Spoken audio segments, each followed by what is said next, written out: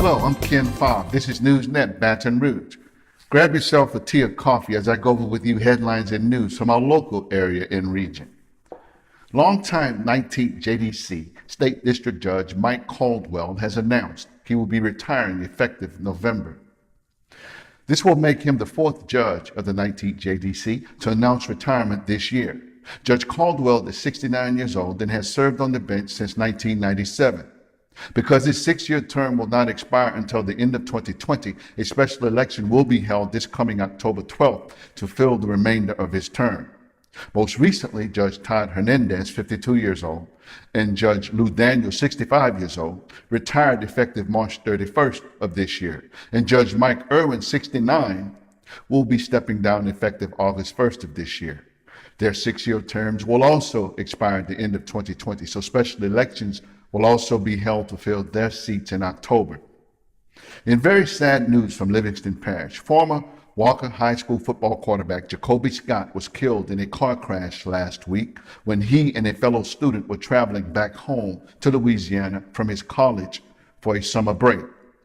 Scott was with Shelvin Keller from LaPlace. They both attended and played football for Southwestern College in the state of Kansas.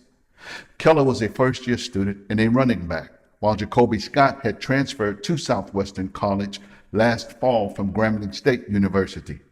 He had just secured himself a quarterback and leadership position on the Southwestern College football team this spring. The fatal crash happened around 6 p.m. on Wednesday last week near Marshall, Texas, wherein the sedan vehicle the two students were riding in somehow was crushed by an 18-wheeler. During his time at Walker High School, Jacoby Scott led his football team to a 7-win, 3-loss record in 2016 and a Class 5A playoff berth, which ended Walker High School's 25-game losing streak in district play. In the Baton Rouge Police Department, authorities are investigating a video-captured incident that shows an officer with the department repeatedly punching a man in the Tigerland area of LSU.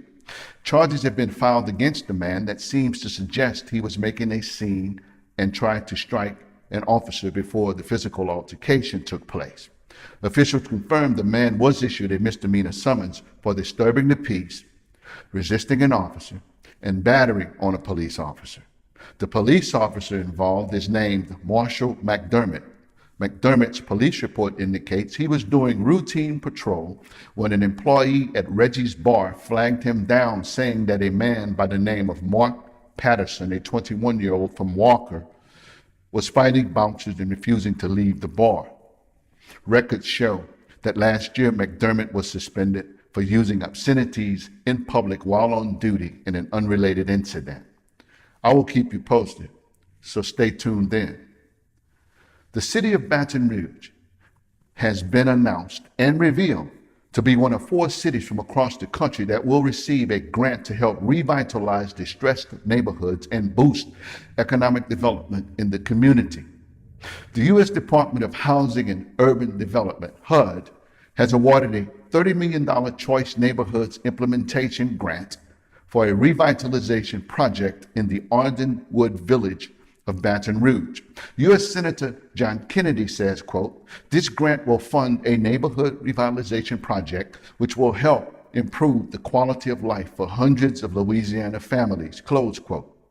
U.S. Senator Bill Cassidy says, quote, "This is very good for East Baton Rouge Parish. This grant brings critical housing, health, and education resources to those in need of help," close quote. And Mayor President Shan Weston Broom says the grant will also go towards improvements in the Smiley Heights and Melrose East neighborhoods, which are located within the Ardenwood Village. HUD actually received 32 grant applications from across the country from places such as Omaha, Nebraska, Newport News, Virginia, and Norfolk, Virginia, to name a few. But HUD selected only 4 of the applications as finalists, and Baton Rouge was fortunately one of them. These have been headlines and news from our local area and region. I'm yours truly, Ken Fobb. I'll see you next time right here on NewsNet, Baton Rouge.